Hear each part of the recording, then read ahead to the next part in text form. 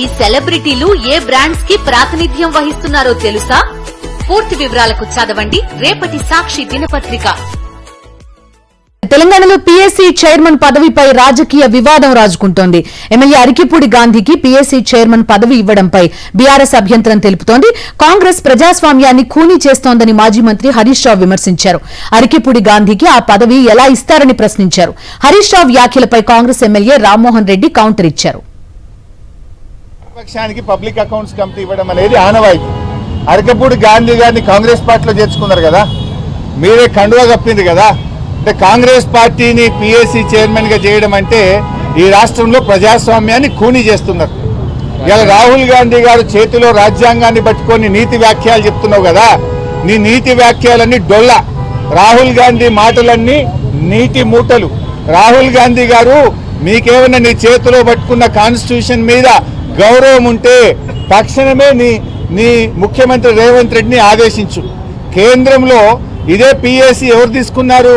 KC Venugopal. Congress party రాష్ట్రాల incharge ఎవరైతే ఉన్నారో కేసీ వేణుగోపాల్ పీఎస్సీ అధ్యక్షుడు ఉన్నారు. మీరు ఎవరికి ఇచ్చిండ్రు? బీఆర్ఎస్ నుంచి కాంగ్రెస్ లో చేరినటువంటి అరికిపూడి గాంధీకి పీఎస్సీ ఇవ్వడం అంటే రాజ్యాంగాన్ని నిట్ట నిలువున పట్ట పగలు ఖూనీ చేయడం. అష్యూరెన్సెస్ కమిటీలో ఉన్నాను గతం లోపల.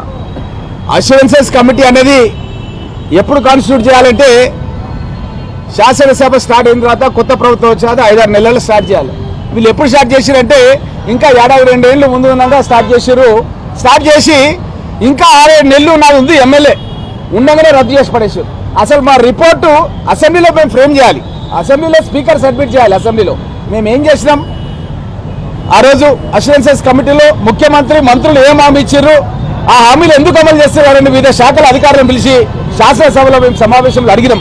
వాళ్ళు నివేదిక కూడా ఇంకా మాకు ఇవ్వకముందే, ఇంకా మొత్తం సబ్జెక్ట్ రివ్యూ చేయకముందే శాసనసభని అర్ధాంతరంగా పూర్తిగా రద్దు చేసి నా సహచర శాసనసభ్యుడు అయినటువంటి దళిత శాసనసభ్యుడు సంపత్ పూర్తిగా ఆయన శాసనసభ సభ్యత్వాన్ని రద్దు చేశారు. కోమటిరెడ్డి వెంకటరెడ్డి గారు తెలంగాణ రాష్ట్రం రావాలని అప్పుడున్న కేంద్ర ప్రభుత్వం కాంగ్రెస్ ప్రభుత్వం ఒత్తిడి తేవాలన్న ఉద్దేశంతో తను ఐటీ శాఖ మంత్రికి రాజీనామా చేస్తే ఆయనను కూడా శాసనసభ నుంచి శాశ్వతంగా రద్దు చేస్తే మేము ఢిల్లీకి పోయి సుప్రీంకోర్టులో కేసు వేసినాం. అసొంటిది ఈ బీఆర్ఎస్ పార్టీ వాళ్ళు కాంగ్రెస్ పార్టీ మీద మాట్లాడే హక్కే లేదని చెప్పి మీ ద్వారా మేము తెలియజేస్తున్నాం.